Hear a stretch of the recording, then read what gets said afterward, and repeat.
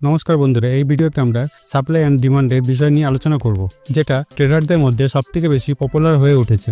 Supply and demand trading একটি profitable strategy হিসেবে মানা হয়। যদি সঠিকভাবে এই স্ট্র্যাটেজি বোঝা যায় তাহলে যে কেউ সাপ্লাই অ্যান্ড ডিমান্ড ট্রেডিং করতে পারবে।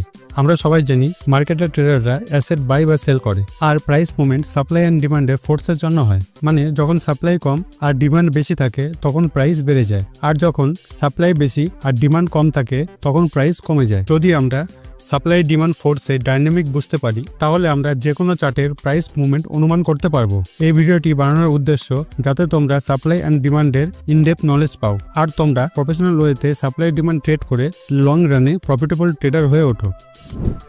এই ভিডিওটিতে ফলোইং টপিকগুলো নিয়ে আলোচনা করব: How to work supply and demand, market balance imbalance, how to identify supply and demand zones, different structure of supply and demand zones, how to draw supply and demand zones, how to trade supply and demand zones, how to identify supply and demand curve, why is the curve important.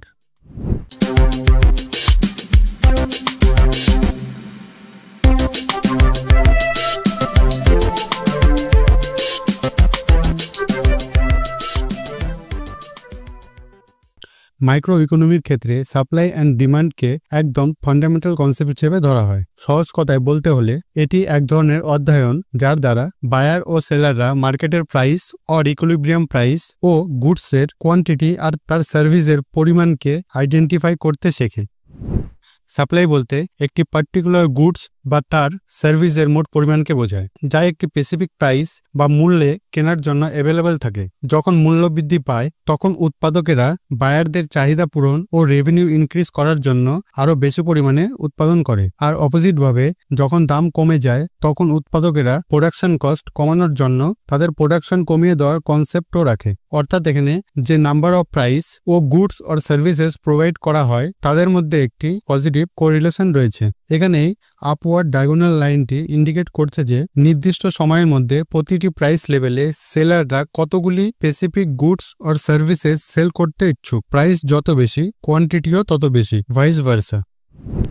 Demand বলতে বোঝায় বায়াররা specific প্রাইসে কতগুলি goods R services by করতে ইচ্ছুক। অর্থাৎ যখন গুডসের price increase হতে থাকে তখন বায়াররা হয় বাই করার জন্য সাবস্টিটিউট গুডসের সন্ধান করে অথবা ওয়েট করে যতক্ষণ না প্রাইস একটি রিজনেবল লেভেলে আসে। এর ফলে ডিমান্ড কমে যায়, এবং যখন প্রোডাক্টের প্রাইস কমে যায় তখন বায়াররা এটিকে বার্গেনিং বলে মনে করে এবং প্রোডাক্টটি বাই করতে ইন্টারেস্টেড হয়। সহজভাবে বলতে গেলে প্রাইস ও ডিমান্ডের মধ্যে সম্পর্ক নেতিবাচক বা নেগেটিভ। এই ডাউনওয়ার্ড ডায়াগোনাল লাইনটি স্পেসিফিক গুডস আর সার্ভিসের কোয়ান্টিটিকে চিহ্নিত করে, যার জন্য বায়াররা একটি স্পেসিফিক টাইমে বিভিন্ন প্রাইস লেভেলে বাই করতে ইচ্ছুক।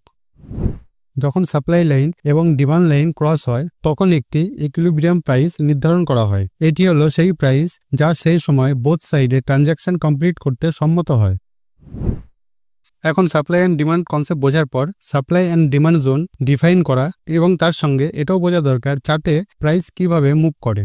সাধারণত সাপ্লাই জোন কারেন্ট প্রাইসের ওপরে থাকে, যেখানে স্ট্রং সেলাররা ইন্টারেস্টেড থাকে। সাপ্লাই এরিয়াতে বায়ারের তুলনায় সেলার বেশি থাকে, ফলে প্রাইস কম হয়ে যায়, কারণ এখানে আনফিল অর্ডার অ্যাবজর্ব হয়ে যায়। যখন প্রাইস এই লেভেলে পৌঁছায় তখন অর্ডার ফিল হয়ে যায় আর প্রাইস নিচে চলে যায়। ট্রেডাররা সাধারণত এই জোনে সেল করতে শুরু করে দেয়। এখানে দেখতে পাচ্ছ প্রাইস এই লেভেলে পৌঁছানোর পর আনফিল অর্ডার অ্যাবজর্ব করে নিচে চলে গেছে। যতক্ষণ পর্যন্ত আনফিল অর্ডার অ্যাবজর্ব না হচ্ছে ততক্ষণ পর্যন্ত প্রাইস এই জোনকে রিটেস্ট করতে থাকবে। এবার চলে আসি ডিমান্ড জোনে। ডিমান্ড জোন কারেন্ট প্রাইসের নিচের একটি এরিয়া যেখানে স্ট্রং বাইং ইন্টারেস্ট থাকে। ডিমান্ড এরিয়াতে সেলারদের তুলনায় বায়ার বেশি থাকে, ফলে দাম বেড়ে যায় কারণ বাইং আনফিল অর্ডার অ্যাবজর্ব হয়ে যায়। ডিমান্ড জোনে আমরা বাইং ইন্টারেস্ট দেখতে পাই, তাই এখানে বিগ কোয়ান্টিটিতে বাই আসার সম্ভাবনা থেকে যায়। এখানে প্রাইস যখন ডিমান্ড জোনে এসেছে তখন বাইং আনফিল অর্ডার ফিল করে উপরে চলে গেছে। যতক্ষণ পর্যন্ত আনফিল অর্ডার ফিল না হচ্ছে ততক্ষণ পর্যন্ত প্রাইস এই জোনকে রিটেস্ট করতে থাকবে। মার্কেটে ট্রেডিং করার জন্য অনেক ট্রেডার ট্রেন্ড চেঞ্জ আইডেন্টিফাই করার জন্য ইন্ডিকেটর ইউজ করে থাকে, কিন্তু এখানে আমরা তা করব না, কারণ আমরা সাপ্লাই ডিমান্ডকে আইডেন্টিফাই করে ইমব্যালেন্স ট্রেড করব। এখানে যে সমস্ত সাপ্লাই অ্যান্ড ডিমান্ড জোনগুলিতে আমরা ট্রেড করব সেগুলি ইনস্টিটিউশন অ্যান্ড ব্যাংক দ্বারা ক্রিয়েটেড। মার্কেটে যদি টিকে থাকতে হয় তাহলে ব্যাংক, ইনস্টিটিউশন, স্মার্ট মানির সঙ্গে ট্রেড করতে হবে আর তাদের ফুটপ্রিন্ট ফলো করতে হবে, কারণ তাদের কাছে মার্কেট মুভ করানোর মতো ক্ষমতা বা ক্যাপিটাল থাকে, তাই এদের সঙ্গে ট্রেড করা দরকার। এখন মার্কেট ব্যালেন্স ও মার্কেট ইমব্যালেন্স বোঝা যাক। মার্কেটের বেসিক প্যাটার্ন হলো balance imbalance balance imbalance. Market একটি রেঞ্জে ট্রেড করতে করতে রেঞ্জের রেজিস্ট্যান্স লেভেলকে ব্রেকআউট করে ওপরে চলে যায় অথবা রেঞ্জের সাপোর্টকে ব্রেকডাউন দিয়ে নিচে চলে যায়। যখন মার্কেটে বাইং আর সেলিং সমান পরিমাণে হয় তখন মার্কেট একটি রেঞ্জে কনসলিডেট হতে থাকে। এই রেঞ্জকেই আমরা ব্যালেন্স এরিয়া বলি। আর যখন বায়ার আর সেলার ডমিনেন্ট থাকে তখন মার্কেটে ইমব্যালেন্স দেখা যায়। যদি বায়ার ডমিনেন্ট থাকে তাহলে আপসাইড প্রাইস ইমব্যালেন্স দেখা যায়, আর যদি সেল সাইড ডমিনেন্ট থাকে তাহলে ডাউন সাইড প্রাইস ইমব্যালেন্স দেখা যায়।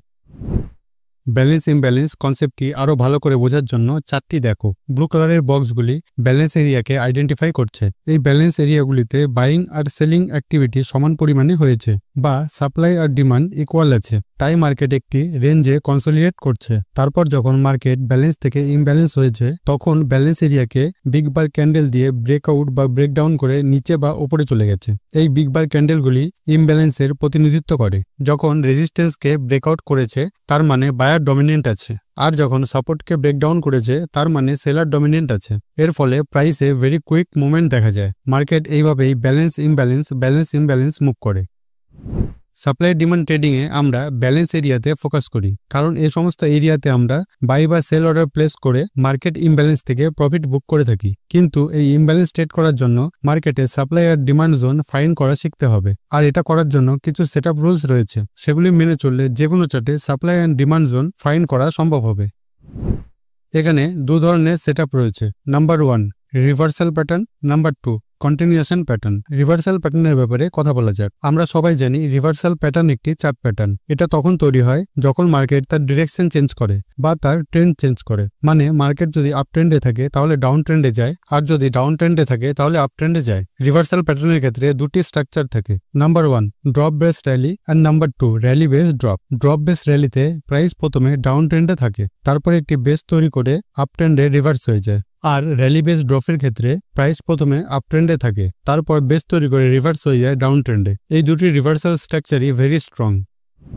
2 নম্বর সেটআপ কন্টিনিউশন প্যাটার্ন। এই কন্টিনিউশন প্যাটার্ন ট্রেন্ড কন্টিনিউশনের সংকেত দেয়। এখানেও দুটি স্ট্রাকচার থাকে। Number 1 drop base drop, number 2 rally base rally. Drop base ড্রপের ক্ষেত্রে প্রাইস ডাউন ট্রেন্ডে থাকে, তারপর একটি বেস তৈরি করে আবার ডাউন ট্রেন্ডে চলে যায়। আর র্যালি বেস র্যালির ক্ষেত্রে প্রাইস একটি আপ ট্রেন্ডে থাকে, তারপর বেস তৈরি করে আবার আপ ট্রেন্ডে চলে যায়। যেহেতু এই সমস্ত প্যাটার্নগুলি ট্রেন্ডের মধ্যে দেখতে পাওয়া যায়, তাই এই প্যাটার্নগুলি রিভার্সাল প্যাটার্ন থেকে উইক হয়। এই জন্য আমরা রিভার্সাল প্যাটার্নে ফোকাস করব, কারণ কন্টিনিউশন প্যাটার্ন থেকে রিভার্সাল প্যাটার্নের উইন রেট বেশি হয়।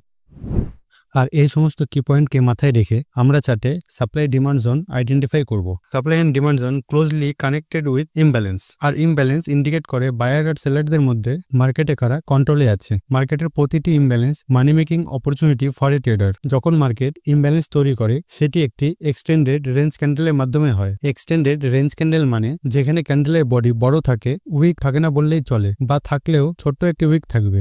এবার বেস কি? বেস হলো প্রাইসের সেই অরিজিন যেখান থেকে প্রাইসের বিগ মুভ শুরু হয়। এবার আমরা সিম্পল 3 স্টেপ প্রসেসের মাধ্যমে supply and demand zone identify করব। ফার্স্ট স্টেপে আমরা মার্কেটের কারেন্ট প্রাইস দেখব, প্রাইস মার্কেটের কোন লেভেলে ট্রেড করছে। তারপর আমরা চার্টের লেফট সাইডে ইমব্যালেন্স ফাইন্ড করব। সেকেন্ড স্টেপে আমরা যে ইমব্যালেন্স ফাইন্ড করেছিলাম তার মধ্যে ইআরসি ক্যান্ডেল আছে কিনা সেটা দেখব। এখানে ইমব্যালেন্সের মধ্যে ইআরসি ক্যান্ডেল দেখা যাচ্ছে। এবার লাস্ট স্টেপে আমরা ইমব্যালেন্সের অরিজিন ফাইন্ড করব। এই অরিজিন কিন্তু আমাদের সাপ্লাই অ্যান্ড ডিমান্ড জোনের বেস হবে। এবার একটি এন্টায়ার জোন আইডেন্টিফিকেশনের এক্সাম্পল দেখি। আমরা একদম প্রথম থেকে শুরু করব। এখানে মার্কেট একটি টপের মাধ্যমে নিচে এসেছে, তারপর একটি বেস ক্রিয়েট করে র্যালির মাধ্যমে উপরে চলে গেছে। এখন আমরা 3 স্টেপ প্রসেস অ্যাপ্লাই করব। প্রথমে আমরা মার্কেটের কারেন্ট প্রাইস কোথায় সেটা দেখব, তারপর বাদিকে ইমব্যালেন্স ফাইন্ড করব। এখানে ইমব্যালেন্স রয়েছে। সেকেন্ড স্টেপ অনুযায়ী ইমব্যালেন্সে ইআরসি আছে কিনা সেটা দেখব। এখানে ইআরসিও রয়েছে। এবার ফাইনালি লাস্ট স্টেপ ফাইন্ড করব যে মার্কেটে ইমব্যালেন্সের অরিজিন কোথায়। এখন আমরা ইমব্যালেন্সের অরিজিনও ফাইন্ড করে নিয়েছি। এই এরিয়াটি হলো সাপ্লাই ডিমান্ড জোনের বেস। এবার দেখো মার্কেট কিছু টাইম পর এই জোনকে রিটেস্ট করে আবার উপরে চলে গেছে, আর আমরা এই সমস্ত জোনগুলিকেই ট্রেড করতে চলেছি। ঠিক যেভাবে আমরা ডিমান্ড জোন ফাইন্ড করলাম ঠিক সেভাবে তোমরা সাপ্লাই জোন ফাইন্ড করবে। এটা তোমাদের হোমওয়ার্ক রইল। যদি কোথাও বুঝতে অসুবিধা হয়ে থাকে তাহলে নিচে দেওয়া মেল আইডিতে মেল করতে পারো। সাথে চ্যানেলটিকে সাবস্ক্রাইব করে রাখো এরকম ইনফরমেটিভ ভিডিওর জন্য। আমরা এখন সাপ্লাই ডিমান্ড জোন আইডেন্টিফাই করা শিখে গিয়েছি, তাই এখন শিখতে চলেছি কিভাবে আমরা সাপ্লাই ডিমান্ড জোন ড্র করব। সাপ্লাই ডিমান্ড জোনকে ড্র করার জন্য দুটি লাইন ইউজ করা হয়ে থাকে। প্রথম লাইনটিকে ডিস্টাল লাইন এবং দ্বিতীয় লাইনকে প্রক্সিমাল লাইন বলা হয়। সাপ্লাই এন্ড ডিমান্ড জোনকে ড্র করার জন্য এই দুটি লাইনকে বেসের ওপরে রাখা হয়েছে। ডিস্টাল লাইন জোনের বাইরের লাইন যেটি কারেন্ট প্রাইস থেকে দূরে থাকে, আর প্রক্সিমাল লাইন জোনের ইনার লাইন যেটি কারেন্ট প্রাইসের পাশে থাকে। সাপ্লাই এন্ড ডিমান্ড জোনকে ড্র করার জন্য কিছু কথা মাথায় রাখতে হবে, সেটি হলো বেস সম্বন্ধে সঠিক ধারণা থাকতে হবে। সবার প্রথমে একটি বেসে 6টি ক্যান্ডেলের কম থাকতে হবে। ক্যান্ডেলের বডি ক্যান্ডেলের টোটাল রেঞ্জের 50% কম বা তার সমান সমান হতে হবে। প্রাইস কমসে কম দুটি ERC ক্যান্ডেলের সাথে বেস থেকে বাইরে আসতে হবে। অন্যদিকে বেসে যে সমস্ত জিনিসগুলি থাকলে চলবে না, এখানে 6টির বেশি ক্যান্ডেল থাকা চলবে না। এখানে শুধুমাত্র দোজি ক্যান্ডেলই থাকলে চলবে না। আমরা লম্বা উইক বা টেল ক্যান্ডেল অ্যাকসেপ্ট করি না, আর আমরা স্টেয়ার স্টেপ ক্যান্ডেলকে অ্যাকসেপ্ট করি না। এই সমস্তর জন্য ভ্যালিড রিজনও রয়েছে। এখানে দেখো এই বেসটিতে 6টির বেশি ক্যান্ডেল আছে এবং বেশিরভাগ দোজি ক্যান্ডেল। এই সমস্ত জোনকে আমরা ইগনোর করে দেব, কারণ আমরা একটি সঠিক বেস ফাইন্ড করি যেখানে 6টির কম ক্যান্ডেল আছে। বেশি ক্যান্ডেল আর দোজি ক্যান্ডেলের মানে সাপ্লাই আর ডিমান্ড সমান পরিমাণে আছে, আর এখানকার বেশিরভাগ অর্ডার ফিল হয়ে গেছে। 6টি ক্যান্ডেলের কম ক্যান্ডেল আর দোজি ক্যান্ডেল না থাকা ম্যাক্সিমাম ইমব্যালেন্স আর আনফিল অর্ডারকে ইন্ডিকেট করে, তাই এখানে এই জোনকে মার্কেট ব্রেকআউট করে চলে গেছে। যখন বেসে লম্বা উইক ক্যান্ডেল দেখা যায়, তার মানে এটি আগের সাপ্লাই বা ডিমান্ড জোনের রিয়াকশন। এই এক্সাম্পলে এখানে লম্বা উইক ক্যান্ডেল দেখা যাচ্ছে যেটা ডিমান্ড জোনে রিয়াকশন করছে। লং উইকের মানে মার্কেট পার্টিসিপেন্ট আনফিল অর্ডারের জন্য নিচে গিয়েছে, তারপর আনফিল অর্ডারকে অ্যাবজর্ব করে স্ট্রেংথের সাথে উপরে চলে এসেছে, ফলে ডিমান্ড জোনের সব আনফিল অর্ডার ফিল হয়ে গেছে। তাই পরবর্তী সময়ে মার্কেট এই জোনকে ব্রেকডাউন দিয়েছে। এছাড়া আরও একটি বেস স্ট্রাকচার আছে যেখানে স্টেয়ার স্টেপ ক্যান্ডেল বা ইনসাইড বার থাকে, সেগুলিকেও আমরা ইগনোর করব, কারণ এইগুলি low probability supply demand zone হয়।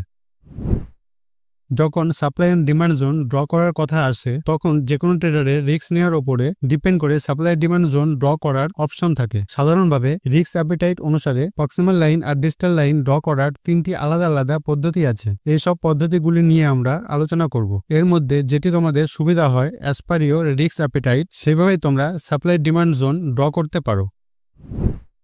প্রথম পদ্ধতি মিডিয়াম রিস্ক মেথড। এখানে ডিস্টাল লাইনকে বেসের সব থেকে উপরের উইকে রাখা হয়েছে আর প্রক্সিমাল লাইনকে বেসের লোয়েস্ট বডিতে রাখা হয়েছে। দ্বিতীয় পদ্ধতি হাই রিস্ক মেথড। এখানে ডিস্টাল লাইনকে বেসের সব থেকে উপরের উইকে রাখা হয়েছে আর প্রক্সিমাল লাইনকে বেসের সব থেকে নিচের উইকে রাখা হয়েছে। এটিকে হাই রিস্ক এই জন্য বলা হয় কারণ এখানে ডিস্টাল লাইন আর প্রক্সিমাল লাইনের মধ্যে একটি বড় ডিস্টেন্স ক্রিয়েট হয়, ফলে স্টপ লসের সাইজ বড় হয়ে যায়। তৃতীয় পদ্ধতি লো রিস্ক মেথড। এখানেও ডিস্টাল লাইনকে বেসের সব থেকে উপরের উইকে রাখা হয় আর প্রক্সিমাল লাইনকে বেসের হাইয়েস্ট বডিতে রাখা হয়। এইভাবেই কন্টিনিউশন প্যাটার্নের ক্ষেত্রেও লাইন ড্র করা হয়। যেহেতু কন্টিনিউশন প্যাটার্ন লো প্রবাবিলিটি হয়, তাই আমরা এখানে ডিসকাস করছি না।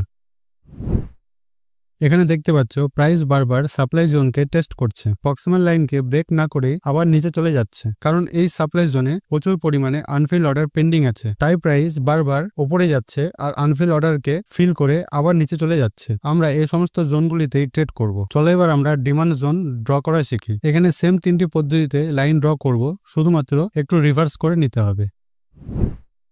প্রথম পদ্ধতি মিডিয়াম রিস্ক মেথড। ডিস্টাল লাইনকে বেসের সব থেকে নিচের উইকে রাখা হয়েছে আর প্রক্সিমাল লাইনকে বেসের হাইয়েস্ট বডিতে রাখা হয়েছে। দ্বিতীয় পদ্ধতি হাই রিস্ক মেথড। এখানে ডিস্টাল লাইনকে বেসের সব থেকে নিচের উইকে রাখা হয়েছে আর প্রক্সিমাল লাইনকে বেসের সব থেকে উপরের উইকে রাখা হয়েছে। এটিকে হাই রিস্ক বলার কারণ এই দুটি লাইনকে অ্যালাইন করলে স্টপ লসের সাইজ বড় হয়ে যায়। তৃতীয় পদ্ধতিটি লো রিস্ক মেথড। এখানে ডিস্টাল লাইনকে বেসের লোয়েস্ট উইকে রাখা হয়েছে আর প্রক্সিমাল লাইনকে বেসের লোয়েস্ট বডিতে রাখা হয়েছে। এখন প্রাইস বারবার ডিমান্ড জোনকে রিট্রেস করছে, কারণ এই ডিমান্ড জোনে প্রচুর পরিমাণে আনফিল অর্ডার পেন্ডিং রয়েছে। তাই প্রাইস বারবার রিট্রেস করে আনফিল অর্ডার ফিল করছে আর উপরে চলে যাচ্ছে। মার্কেটে এইভাবেই প্রথমে জোন আইডেন্টিফিকেশন করতে হবে, তারপর সাপ্লাই ডিমান্ড জোন ড্র করে ওয়েট করতে হবে প্রাইস রিট্রেসমেন্টের জন্য। যখনই প্রাইস এই জোনকে রিট্রেস করবে, তখনই রিজেকশন ক্যান্ডেল দেখে মার্কেটে এন্ট্রি করতে হবে। এবার একটা এক্সাম্পল দেখি, how to trade supply and demand zone. এই চারটিতে আমরা এখনো পর্যন্ত যা শিখেছি সে সবকিছু অ্যাপ্লাই করব। প্রথমে আমরা কারেন্ট প্রাইস কোথায় আছে সেটি দেখব, তারপর সেখান থেকে বাদিকে ইমব্যালেন্স ফাইন্ড করব। এখানে তিনটি ইমব্যালেন্স দেখা যাচ্ছে, তাই আমরা ইমব্যালেন্সে ইআরসি আছে কিনা সেটা দেখে নেব। এখানে প্রতিটি ইমব্যালেন্সে ইআরসি আছে, তারপর ইমব্যালেন্সের অরিজিন ফাইন্ড করব। এখানে দেখা যাচ্ছে আমাদের সব কন্ডিশন ম্যাচ হয়ে গেছে, তাই আমরা supply demand zone high risk মেথডে ড্র করে নেব। এবার যখনই প্রাইস এই জোনগুলিকে রিট্রেস্ট করবে তখনই আমরা রিজেকশন ক্যান্ডেল দেখে মার্কেটে এন্ট্রি করে নেব। যদি কোথাও স্টপ লস বড় হয়ে যায় তখন স্মল টাইম ফ্রেমে গিয়ে এন্ট্রি করব। আশা করি এখন তোমরা সাপ্লাই ডিমান্ড জোন আইডেন্টিফাই করা ও সাপ্লাই ডিমান্ড জোন ড্র করা শিখে গেছো। এখন চলে আসি কার্ভে। কার্ভ ফাইন্ড করার জন্য প্রথমে কারেন্ট প্রাইস কোথায় সেটা দেখো, তারপর সব থেকে নিয়ারেস্ট সাপ্লাই অ্যান্ড ডিমান্ড জোনকে ফাইন্ড করো। এবার দুটি প্রক্সিমাল লাইনের মাঝের ডিস্টেন্স কার্ভ তৈরি করে। এই ডিস্টেন্সকে তিনটি ভাগে ভাগ করলে high in the curve, low in the curve and equilibrium price বের হয়। এবার আমরা আলোচনা করি কেন কার্ভ ইম্পর্টেন্ট। যেহেতু আমরা কার্ভ ড্র করে নিয়েছি, এবার দেখতে হবে প্রাইস কার্ভের কোন লেভেলে ট্রেড করছে। যদি low in the curve and very low in the কার্ভে প্রাইস থাকে তখন শুধুমাত্র আমরা বাই সেটা ফাইন্ড করব। আর যদি price high in the curve and very high in the কার্ভে প্রাইস থাকে তাহলে আমরা শুধুমাত্র সেল সেটা ফাইন্ড করব। যখন প্রাইস ইকুইলিব্রিয়ামে থাকবে তখন আমরা ট্রেড করব না। এই ভিডিওটি আজ এখানেই শেষ হচ্ছে। ভিডিওটি যদি ইনফরমেটিভ লেগে থাকে তাহলে চ্যানেলটিকে সাবস্ক্রাইব করে নাও আর শেয়ার করে দাও তাদের সঙ্গে যারা শেয়ার মার্কেট নিয়ে ইন্টারেস্টেড। আর যদি তোমাদের কোনো রিকমেন্ডেশন থাকে যে এই টপিকে ভিডিও আসলে ভালো হয় তাহলে আমাকে কমেন্টে জানাতে পারো। Thank you for watching.